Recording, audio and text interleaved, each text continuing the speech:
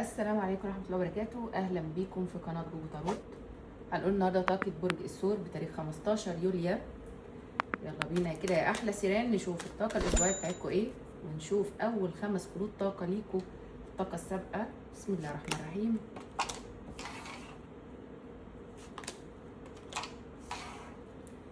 إيه يا ثور، في إيه كمية القرارات والأمور اللي بتفكر فيها ما بينك وما بين نفسك دي، مش عايز تبوح بيها لحد. الثور هنا بيقول لي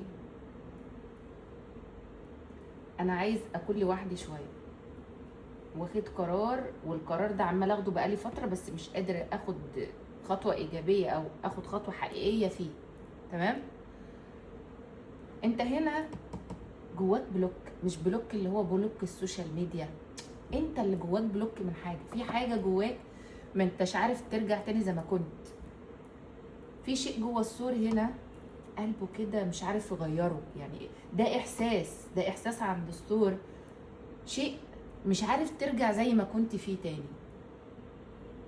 حاجة مخلياك دايما مش مآمن بالأحداث اللي بتحصل، يعني ممكن تكون شوية أي حاجة بتصادفك الفترة دي مش مصدقها، مش واخد الموضوع هرجع تاني اخد المواضيع على جد تاني. انت واخد قرار بانك انت ما تكشفش اوراقك، ما تكونش ما تاخدش كل حاجة على محمل المصداقية. انت واخد الامور من باب لما الامور تثبت قدامي افعالا هبقى اصدق. دي طاقتك السابقه تقريبا، ده قرار في حياتك العاطفيه، وممكن تكون حياتك الماديه برضو. يعني انت ممكن تكون بقالك فتره عمال تسمع هنا في وعود من اشخاص مش شايف منها حاجه على ارض الواقع، فانت عشان كده جواك بلوك بان انت مش قادر ان انت تقتنع بكلام حد، او حد يقول لك على حاجه فانت تاخدها على محمل الجد. حد هنا بيفكر فيك جدا يا برج الثور، شخص قاعد عنده ملل بدونك عايز توازن في التواجد معاك، طاقته مش احسن حاجه، بيراقبك، انت دماغك في حته تانية. حد هنا اقدر افيد الثور بيه، اقول لك يا ثور، حد هنا مالل او عنده ملل من انه عايز يعمل حاجه بس خايف منها لما ترجعش عليه بالشيء اللي هو بيتمناه. الشخص ده طاقته مش احسن حاجه في غيابك، قاعد بيراقبك. انت بقى يا ثور اتجاهاتك اخرى. ازاي؟ انت هنا بتفكر في تعديل وضع مادي، بتفكر في بدايات جديده، شويه شايفاك ممكن تكون لسه ما زلت تفكر في الشخص ده بس مش بطريقه واضحه او مش بحماس زي الاول. طيب تعالوا نشوف الكلام ده بجد، والكروت هتضيف لنا الحاجه دي في القراءه ولا ايه الحكايه؟ يعني قراءتك النهارده كده او اوراقك النهارده بتقول لي انت لسه ما زلت انت بتفكر في الشخص ده برضو، الاتنين بتفكروا ببعض على فكره، بس انت مش عايز محاوله فاشله. يعني انت هنا بتقول لي يا جوجو انا انضغطت وحاولت وقدمت وعملت كل حاجه، بس تقريبا الشخص ده بيديني احساس او بيتعامل معايا بمعامله بيخليني كده، بيخليك متأيد او ما يبقاش عندك المزيد. فهوب فجأة كده بتلاقي نفسك ايه اللي انا بعمله ده؟ لا خلاص ستوب، انا مش هبتدي بدايات جديدة تاني مع حد ولا هحاول لحد، لان انا شايفة هنا ان اهدافك يا ثور اتغيرت 180 درجة، بقى كلها عملية. فانت اديت شوية ظهرك للعاطفة برغم ان انت لسه ما زلت بتفكر فيها. يعني انت مش سايب العاطفة، ولا انت متخلي عنها، ولا انت بتقول لا هي في بالك، بس مش عايز انت تخوض امور يعني فاشله من الاخر. ممكن يكون في ناس بتقرب منك الفتره دي عايزه معاك علاقات جديده، او ان هم يكونوا معاك او بيعترفوا لك بمشاعرهم او هيعترفوا لك بمشاعرهم، بس انت دماغك في حته تانية، مش بتتعامل خالص بالامور على محمل انا هصدق. لا، حته ان انا هصدق دي انت راكنها في جنب شويه. انت مش واخد الامور الفتره دي لا عمليا ولا مع اي حد التعامل، حتى مع اصحابك، حتى مع الاشخاص اللي بتتعامل معاهم، ولا اي حد خالص واخد الموضوع على محمل الجد. انا هسيب كل اللي قدامي ما يثبت لي فعلا ان هو جدير ان انا اصدقه وافتح له قلبي. ايه تاني هنا؟ خارج من مشاكل، او خارج، او انت بتحاول تخرج من مشكله مقرقاك هنا، مش بتنام بسببها. تعرضت هنا لناس يعني خدت منك حاجه او سرقت منك حاجه، او مش شرط يكونوا سرقوا منك حاجه، ممكن يكونوا خدوا طاقتك الفتره اللي فاتت، سحبوا طاقتك، هدروا طاقتك. خلوك في الطاقه دي اللي هو طاقه الثور. فتقريبا انت واخد قرارات، انا هقعد مكاني، مش هعمل حاجه لحد، مش هكون واضح ولا صريح مع حد، هدي قد اللي بشوفه ويمكن اقل كمان. ده فكر الثور النهارده في الطاقه اللي معايا. انا همشي، هعيش حياتي، هخرج وهلبس وههتم بذاتي، وهخلي استبعادي للاخرين اقل كتير مما هم هيفكروا. ده تفكيرك هنا. هل انت حزين؟ ايوه. انت مش مبسوط خالص، وانت في طاقه، انت تقريبا انت شبه الشخص اللي معاك في نفس الطاقه دي.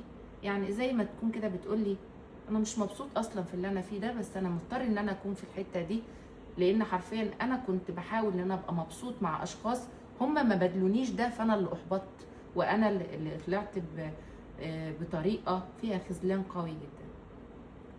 فالبلوك اللي نزل لي في الاول هناك ده يعني بيديني اشارات لامور كتير جدا. ممكن ده اسبابه الواضحه الصريحه ان الثور ما عادش هيتعامل بعاطفه، هيتعامل بعقلانيه اكتر. والثور اصلا اصلا اصلا من الابراج القويه اللي تقدر تتخطى، اللي لو خدت قرار بجد وخلاص ما فيهوش رجعه تقدر ان هي تنفذه، وتنفذه اكتر مما اللي قدامها يتخيل كمان. شخصيات جريئه برغم ان هي في نفس الوقت برضو خجوله. المواقف اللي بتحكم عليهم يبقوا شكلهم ايه او تفاصيلهم ايه او بيعملوا ايه في التوقيت اللي على حسب الموقف. بس لو حبوك هيخذلوا او هيبقوا خذلانين، او ان هم مش هعرف اذيكوا، انا مش هعرف اذي عشان انا بحبكوا. فالثور في الحته دي شويه. طبعا مش كل العشريات، لان في برج الثور بردك ناس يعني قلابه، لو حطوا في دماغهم اذيه شخص بيأذوه حرفيا. وكل الابراج عامه فيها الجزئيه دي. برج الثور شخص على ارض الواقع طالب اثبات. انت قدامي هنا بتقول لي في اوراقك وطاقتك وقراءتك النهارده بتشير لي وبتقول لي ان انت ما عادش عندك قابليه لدخول حد حياتك بطريقه كلام. انا هخش اقول لك انا بحبك ومعجب بيك، انت هتاخد الكلام عادي وكانه ما قالش حاجه، ومجرد ما يمشي خلاص كانه ما كانش موجود اصلا. وفي ناس منكم هنا هتحاول ان هي تاخد المواضيع من باب البحث، ان انا هقعد ادور بقى اشوفك انت ايه اللي جابك في حياتي وبتعمل ايه وليه اللي جابك وايه اللي خلاك شفتيني وقربت مني ايه. في ناس منكم كده وفي ناس منكم كده. طيب يا جوجو بقى احنا يعني عايزين نفهم بقى العلاقه اللي احنا فيها دي رايحه على فين. حد هنا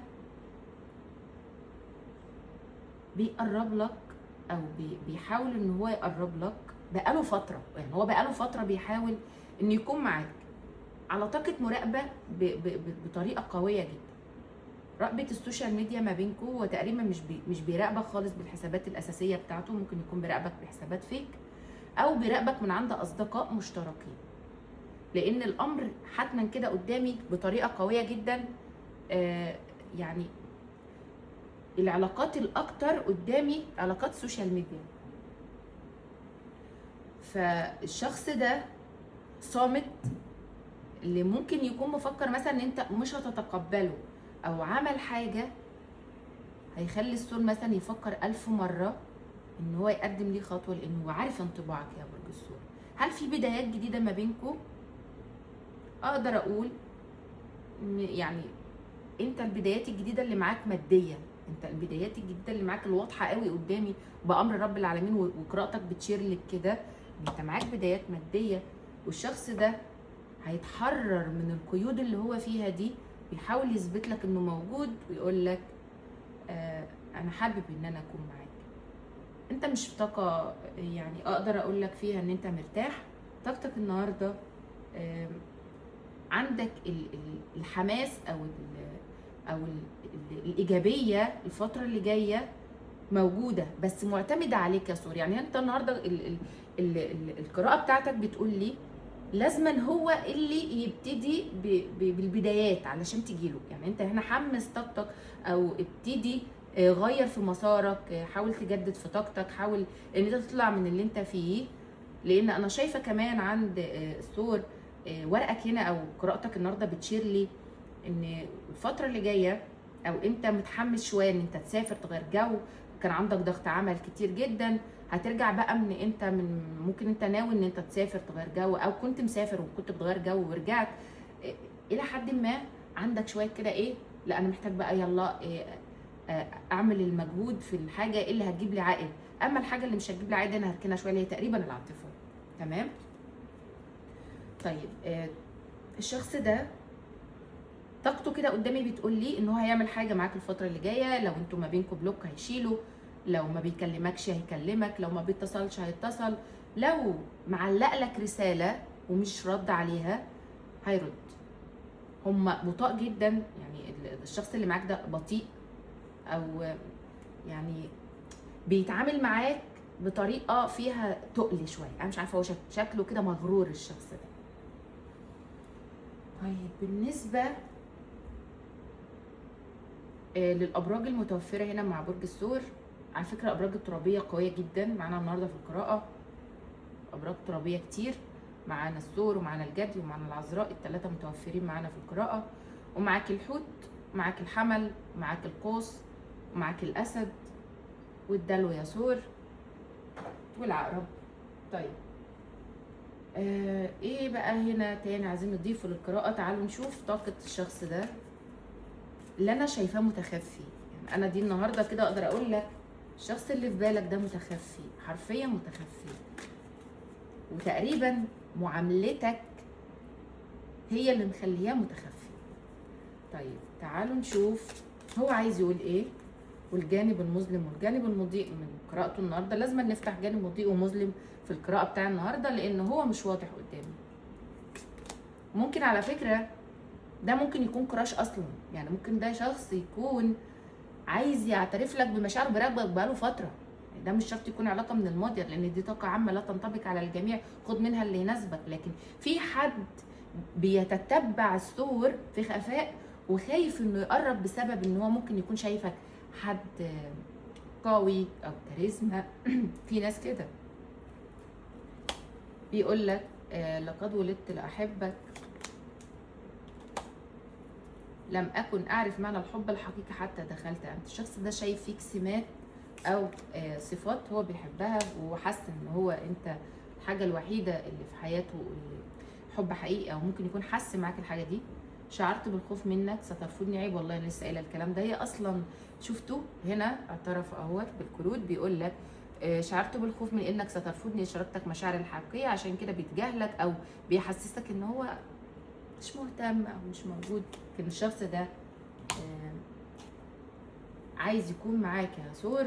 في بعض الاحيان يتبنى الحقيقه سكوت من المقدار، يعني بقول لك احنا الاثنين محتاجين نحدث في نفسنا ونغير. طب هو كمان في حاجات فيك مش عاجباه، في حاجات فيك برضك يا ثور بيقول لك فيها انا برضو في حاجات فيك مش عاجباني وعايزك ان انت تغير اسلوبك فيها. ممكن انت كمان اتعاملت برد فعل لفعل هو عمله، شافك قاسي عليه ممكن، لان انا شايفه فيه هنا برضو للناس اللي ما بينهم زعل او الناس المتباعده ممكن يكون في رد فعل بيقول لك احنا الاثنين محتاجين نتغير.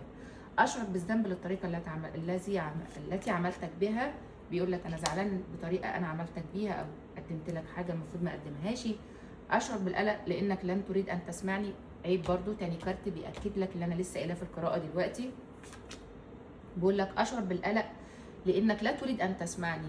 الشخص ده حاسس ان انت حاطط له فواصل او موانع للتواصل المره دي. ممكن يكون هو حاسس كده من ناحيتك، انت ممكن تكون مش عامل حاجه بس هو احساسه من ناحيتك كده.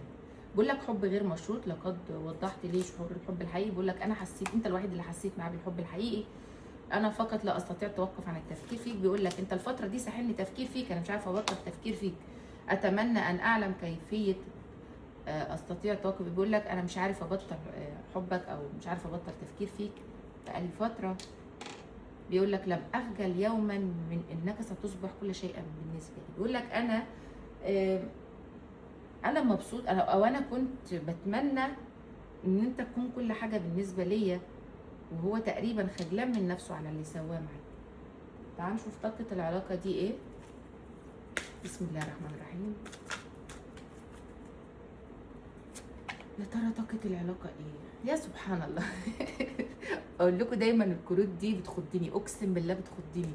بص الكارت نازل بيقولوا ايه، يعني بصوا يعني احنا شفتوا الكارت بيقول ارتباط سري غير معلن، يعني علاقه فيها غموض، فيها اسرار، فيها شيء، يعني فيها حاجه من السريه والغموض دايره هنا في العلاقه دي. طيب ايه تاني؟ تعالوا كده نشوف كروت الملايكه بتقول لنا ايه قراءتك، او بتشير لقراءتك بايه. بسم الله. موضوع جديد او مشروع جديد، فكرة مثير حقا بالنسبة لك. هناك الكثير من، يعني بيقول لك انت عندك الفترة اللي جاية هيكون عندك بدايات جديدة ومشاريع جديدة، او بدايات جديدة او خطط جديدة هتكون فيها انت اكتر نضج وهتثبت حضور فيها. يعني انت عندك حاجة جديدة بأمر رب العالمين، بأمر رب العالمين. بتشير لك هنا الكروت دي ان في عندك تفاصيل جديدة ووعي جديد وخطط جديدة هتكون مربحة ليك ان شاء الله بأمر رب العالمين في الفترة اللي انت ممكن تكون مقبل عليها. طبعا قراءة بتشير بكده، او كروتك بتديك طاقة ايجابية ان في شيء انت هتتحمس ليه او هتخوضه الفترة اللي جاية بأمر الله، هيكون ليه حصاد ايجابي ليك يا برج الثور. طيب تعالوا نشوف كروت العين الثالثة وما تخفي قراءتك النهارده. بسم الله. تعالوا كده نشوف طاقة العين الثالثة وتقول ايه، وكروت دي يا تحذيرات يا مبشرات يا تديك ارشاد. بسم الله. سوف ترث قريبا ثروة كبيرة ستضيف الله. عندك اموال حلوة يا ثور، انا معاك في القصة دي. ماشي يا سيران، انا معاكم في القصة دي. تعال نشوفوا ايه تاني. في عندك اموال هنا، انا بقول لك عيب والله. انا لسه قايله لك ايه، ورقك بيقول لي عندك بدايات جديده ماديه هنا هتغطي احتياجاتك. عندك اشارات وارشادات من القراءه النهارده بتقول ان الثور داخل على فتره ايجابيه. افتح قلبك بقى واستعين بالله، وكمان هيتم الجواز قريب. في ناس هنا عندها بدايات جديده، ويمكن الشخص ده يرجع بطاقه جديده الفتره القادمه بامر رب العالمين. وممكن يكون الشخص ده هيكون هنقول ان هو هيكون جدي في قراراته المره دي، ويحاول يثبت لك حسن نيته. يا رب كل الخير لبرج الثور حبايب قلبي. طيب تعالوا نشوف نصيحه المال لبرج الثور ايه. احنا جاي لنا ثروه حلوه عايزين نحافظ عليها بقى. بأمر رب العالمين طبعا. بيقول لك شفتوا بقى هنا النصيحه بتقول لك ايه. الفشل الوظيفي بيجي من ايه بقى؟ لو انت في مكان مش بيقدرك، او انت في مكان مش في شيء في من جانب التحديث. يعني انت لو في شغل مثلا انت حاسس ان هو بكره زي بعده ما فيهوش اي ايجابيات ولا في خطه جديده للتحديث، ان انت مثلا هتطلع منه بعائد كويس، اطلع منه، امشي، غير مسارك. هنا بيقول لك الفشل الوظيفي بيجي من عدم التقدير والبقاء في مكان افكاره فقيره. يعني دي نصيحه ليك لو انت في شغل مش عايد عليك بماديات، او مش عايد، او انت بتبذل مجهود مش بتاخد منه او مش بتحصل من وراه على اللي انت بتعمله او بتقدمه، سيب المكان وامشي، او غير خط سيرك، او ابتدي بمشروع خاص بيك. او لو انت حاليا في وضع عملي مش شايف منه ايجابيات، غير خط سيرك علشان في حاجه معاك محتاجه تتغير. طيب ايه تاني؟ وامر رب العالمين الثور الارشادات بتاع القراءه النهارده بتقول لك حمس نفسك عمليا، عندك حاجات حلوه ومحتاج تغير خط سيرك في حاجه معينه. النهارده القراءه بتشير بكده. طيب تعالوا نشوف كروت التوقيتات ومن باب البشارات. نحط سؤال في بالنا ونشوف كده ورقه كده هتطلع تقول لنا ايه من الكروت دي. بسم الله، من باب البشاره طبعا، لان رب الخير لا ياتي الا بالخير. ودايما لما بنحط املنا في الله عز وجل ان هو يجيب لنا ايجابيات، فطبعا هيضيف لنا ايجابيات في حياتنا. دايما نستعين بالطاقه الايجابيه في يومنا، ولازم نعرف ان كل حاجه بايد رب العالمين طبعا. اقرب من المتوقع حاجه بتحصل معاك، انت ممكن تكون مثلا متوقع حاجه بعد فتره كبيره قوي، ممكن تكون اقل من الوقت اللي انت متوقعه. ففي حاجه هنا بتقرب منك في توقيت ممكن انت ما تكونش حاطط بالك فيه، او حاجه في توقيت غير متوقع هتحصل معاك، حاجه ايجابيه طبعا بامر رب العالمين، بامر رب العالمين. طيب تعالوا نشوف القراءه النهارده بتحسك او بترشدك لازم تغير خط سيرك في حاجه. في حاجه هنا مع السور محتاج ان انت تسعى لتغييرها. تعالوا بقى نشوف طاقه الملائكه عايزه تقول لك ايه في علاقتك العاطفيه اللي انت فيها، او نصيحه. تصالح. بتقول لك ايه يا سور؟ شخص من الماضي قادم الى حياتك من جديد. يا سور حد هنا واللي انا قلت لك هو متخفي فتره قادمه بامر رب العالمين، بامر رب العالمين، وشكله كده عايز يرجع يصالحك وتكونوا مع بعض تاني. كنتم في قناه جوجو تاروت، نورتوني.